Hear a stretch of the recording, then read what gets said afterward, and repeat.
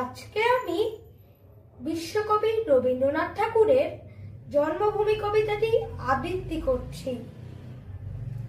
সার্থক জনম আমার, জন্মেছি এই দেশে।